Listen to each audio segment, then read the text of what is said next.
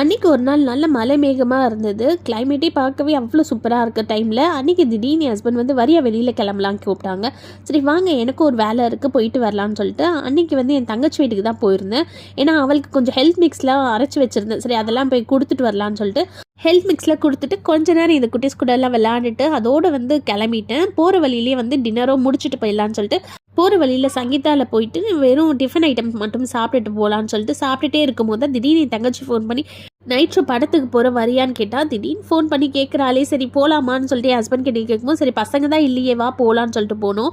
பார்த்திங்கன்னா நாங்கள் கவின் மூவிக்கு தான் போனோம். இந்த ஸ்டார் மூவி. கவினோட ஆக்டிங் என்னமோ நல்லா தான் இருந்துச்சு. ஆனால் படம் தான் ரொம்ப ஸ்லோவாக இருந்துச்சு, கொஞ்சம் மொக்கையாகவே இருந்தது.